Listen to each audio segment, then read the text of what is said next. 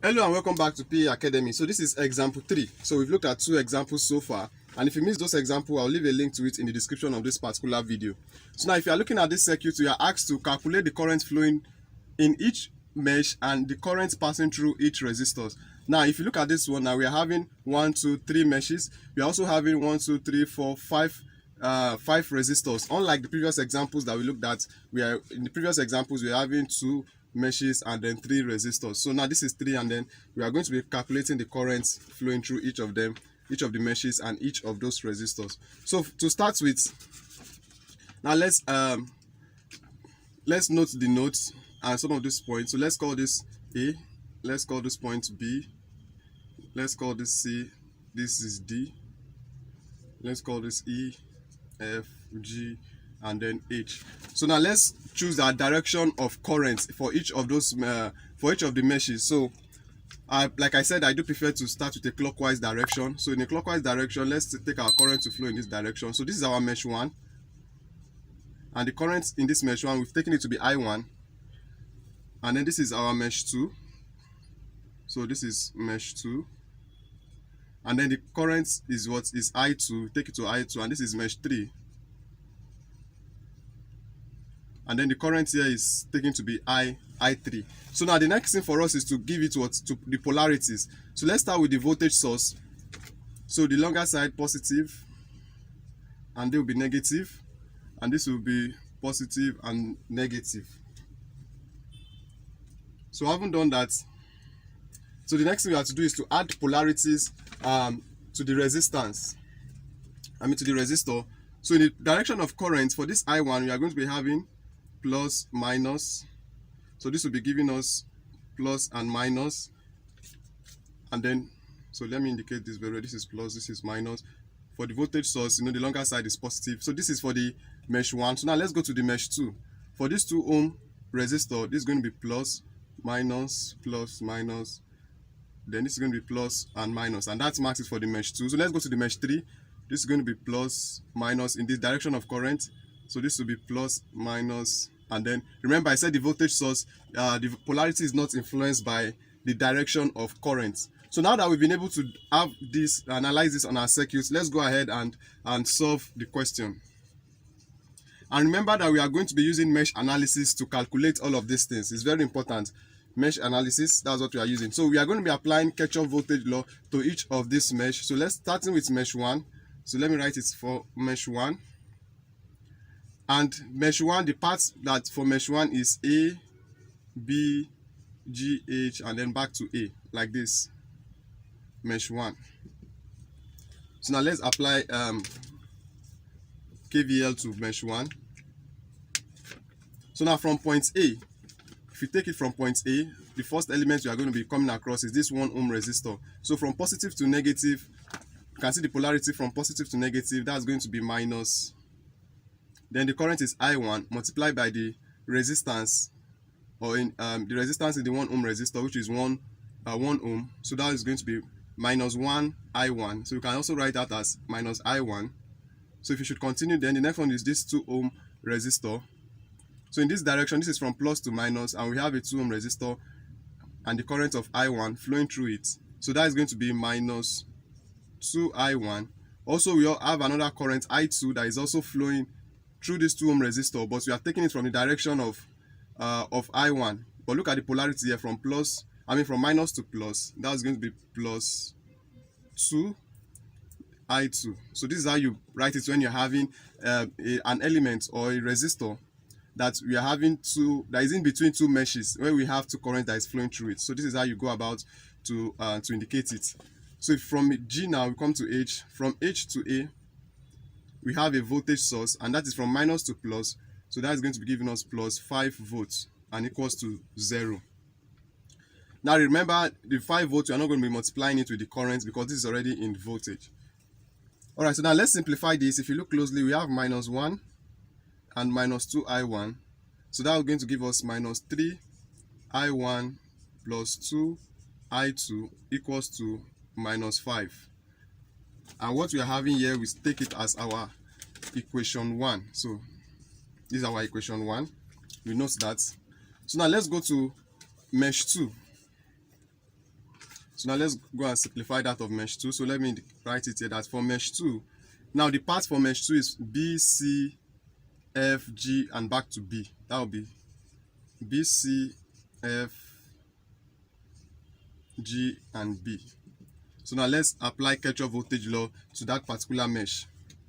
So starting from B now, from positive to negative, that is going to be minus 3 ohm resistor multiplied by the current I2, that will be minus 3I2. So when we get to C, between C and F, we have a 4 ohm resistor. So from positive to negative, that is going to be minus 4I2, minus 4I2. Also, we have another current that is the current of I3, but this time we are still considering the direction in this mesh 2. So that's from minus to plus. So that will be plus 4, this time I3. No, now from F to G, there's no element there. Now between G and then B, we also have a 2 ohm resistor. So from plus to minus, that is going to be minus 2I2. Also from minus to plus here, that is going to be plus. Then the current in it is we are looking at the I1. That will be plus 2I1. All right, so and we are going to be having equals to 0. So by the time we simplify this, let's look closely. The ones with let's start with the one with I1. That is going to be 2I1, this one. Then what about I2? We have minus 3I2 plus, minus 3I2, minus 4I2, and minus 2I2. So that's going to give us minus 9. Minus 9I2, and then plus 4I3 equals to 0. Now what we are having there is our equation 2. So this is the equation that we are having from our equation 2. So now let's look at mesh 3 now. So mesh 3. So the path for mesh 3 is C, D, E, F, and back to C. So that will be C, D, E, F, and back to C. All right. So let's also apply Kirchhoff voltage law to that mesh 3 and see what we are going to get. So starting from point C, also in a clockwise direction. So from positive to negative for this 5 ohm, that is going to be minus 5, and the current passing through it is I3. So from D to E, we only have a voltage source, which is from positive to negative. That's 10 volts. That is going to be plus 10. Remember, it's a voltage source, so that will just be 10. So from E to F, there's nothing here. From F to C, we have a 4 ohm resistor there. So from positive to negative, this is going to be minus 4I3. Also, from negative to positive this time around, that's due to I2. So that is going to be plus 4I2 equals to 0. So now let's simplify this. So we are having 4I2, that's this 4I2, and then I3, we're having minus 5I3 and minus 4I3. That's going to be minus 9I3. Then this plus 10, if you should take it to the other side of the equals to sign, that is going to be giving us minus 10. Now what we are having there is our equation 3. So now that we've have these 3 equations, what we are going to do next is to solve equation 1, equation 2, and equation 3 simultaneously.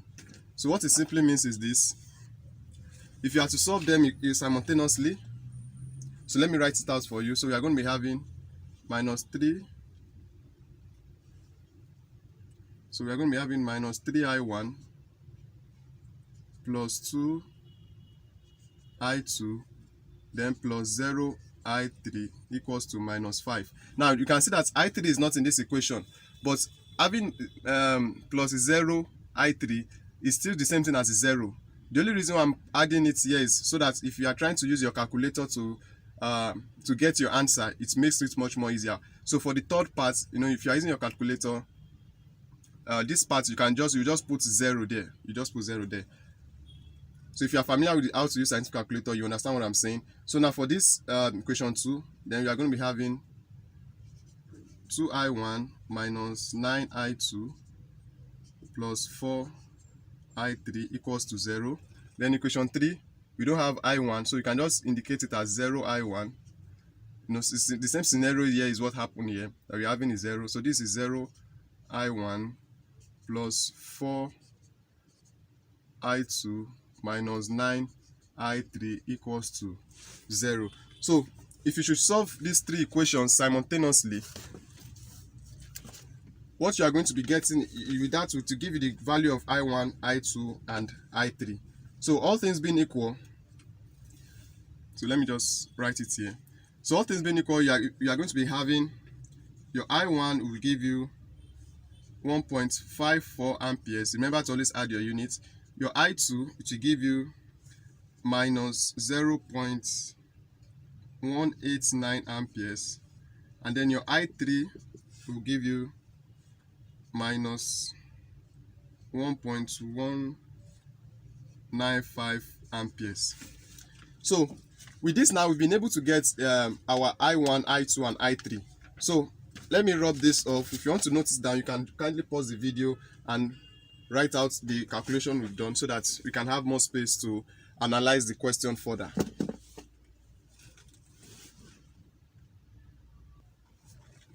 All right, so let's continue. I've write it here, i1, i2, and i3. Now, if you look closely, you can see that for i2 we are having a negative value, and for i3 we are having a negative value. Now, we're experiencing something like this when we are looking at example 2. Now, the reason why we're having a negative value for the current that is flowing through i2 is simply because we assume a clockwise direction.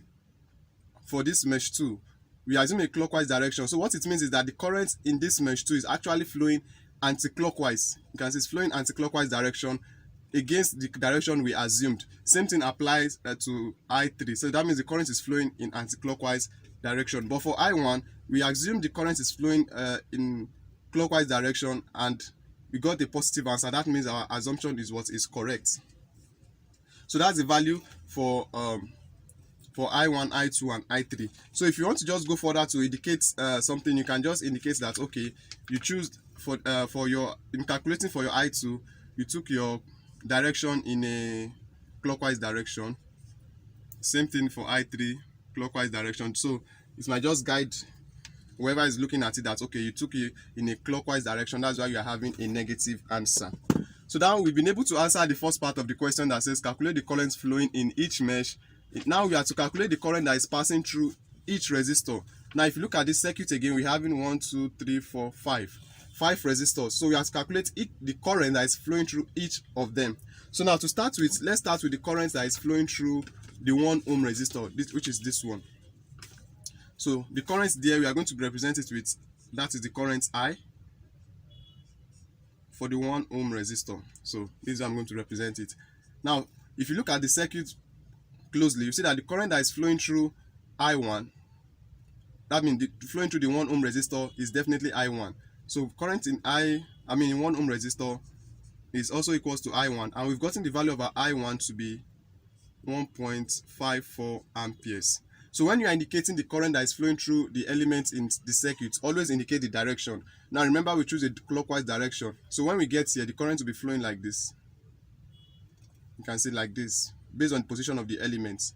When it gets here, it is towards the right. So always indicate it. So we are going to be having direction like this. That's for the currents in the 1 ohm resistor. So now let's look at that of the 3 ohm resistor. So we are going to be having the current in the 3 ohm resistor. So in the 3 ohm resistor, if you look at it, the current that is flowing through it is just only I2. So you can see only I2. So if you look at I2, the answer for I2, we've got our I2 to be minus 0.189 amperes. But this time around, we are not going to be writing it with the minus. So let me first indicate that the current flowing through the 3 ohm resistor is also equals to I2 rather. It's the same thing with I2. And the value for I2, though we are getting the negative answer, but we are going to write it in positive. So that will be 0.189 amperes. Now, this is the direction that we assume that gave us the negative answer. But now that we are indicating it without the negative, we are going to take it in the opposite direction. Is that clear? So if you are taking out the negative sign, then make sure that your direction will be in opposite. Now if you want to write it like this, if you want to have it to be minus 0.189 amperes, then that means the direction is going to be like this. I hope that is clear. So if you want to still write it like this will be your direction. But if you're writing it without the negative sign, the direction will be like this. All right, so let's continue.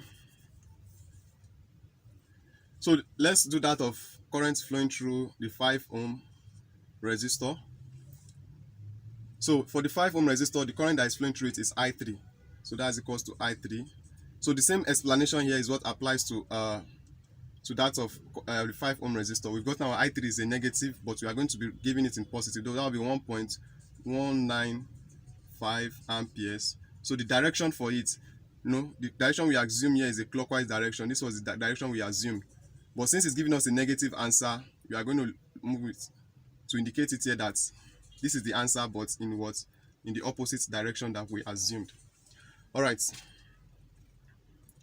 So let me know if this explanation is clear, especially for the current in I3 and then the current through the 3 ohm resistor and the 5 ohm resistor. Do let me know in the comment section below if you have any question with the explanation I've done here. So now let's go ahead and calculate that of the current that is flowing through the 2 ohm resistor and the 4 ohm. So start with the 2 ohm. Now, like I said, if in the previous example, that if you have an element that is between two meshes and you're having two different current that is flowing through them. Now, what will determine this is this. Since we have two currents, I1 and I2, it's either we are going to be having I1 minus I2 or we are having I2 minus I1. And I said before that what is going to determine either we are using this or this is which of the value is higher. So if I1 is higher than I2, we are going to be using this. If I2 is higher than I1, then we'll be using this. So now let's look at our answer again. Between I1 and I2, which one do you think have a higher value? Between I1 and I2. Alright, so if you look at it closely, the one with higher value is definitely I1. 1.54 is higher than minus 0.189. So that means we are going to be applying this. So if you apply this, I1 minus I2, so we are going to be having 1.54 minus, and remember this, the value for I2 is minus 0.189 amperes. So let me also indicate the amperes here. So that's going to give us 1.54 amperes plus 0.189 amperes. And that will give us, so let me see that in the calculator.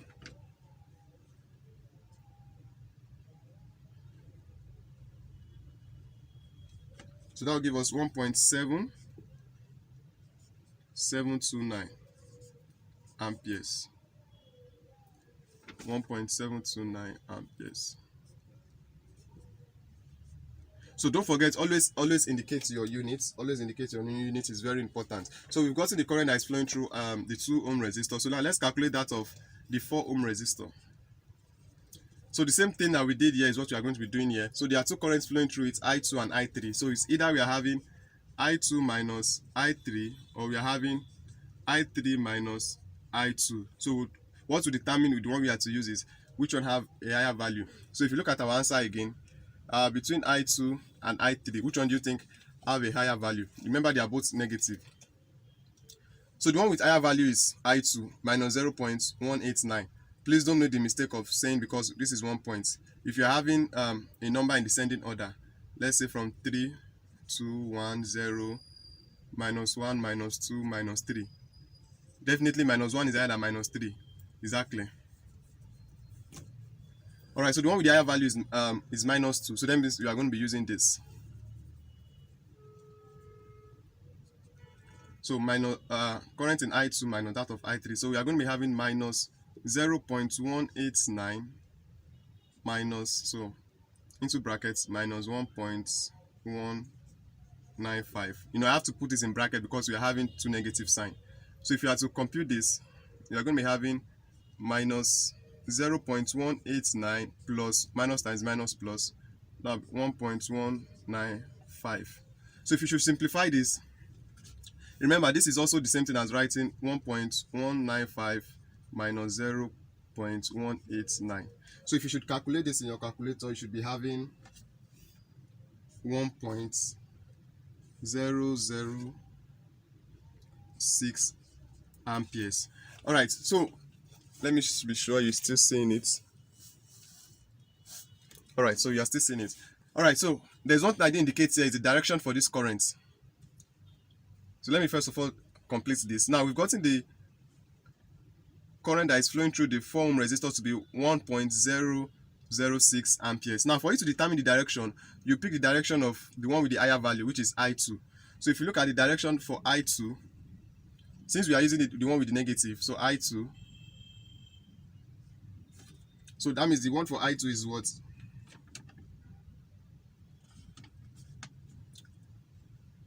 So the current in I2, yeah, so if you come like this, okay, the 4 ohm resistor, you can see it's going downward towards here. When it gets here,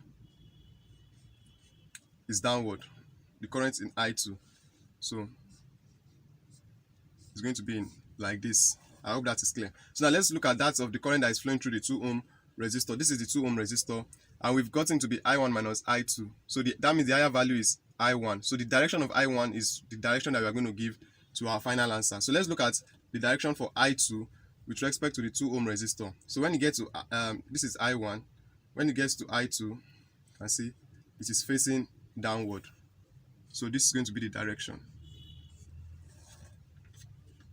So I hope all this explanation is clear. So with this, so before we go to example 4, so with this now we've been able to do justice to this circuits that we are asked to calculate the current that is flowing through each of these the mesh, and we've gotten the current in each of them. This one, as you take it to I1, I2, I3, and these are the values here. We've also been able to calculate the current that is passing through each of these resistors. This is that of the 1 ohm resistor. We've gotten it to be 1.54 amperes. That of I3, we've gotten to be 0.189 amperes. That of 5 ohms resistor, we've gotten to be 1.195. And these are the directions. And this is that of the 2 ohm resistor and then the 4 ohm resistor. So if you find value in this video, please give it a thumbs up. Make sure you like and also share this video. If you have any question, any doubts or whatsoever, just leave them in the comment section below. So with that, I'll see you all in the part 4. And also you can also check out our website paacademy.co. So thank you very much, and I'll see you all in the next video. Thank you.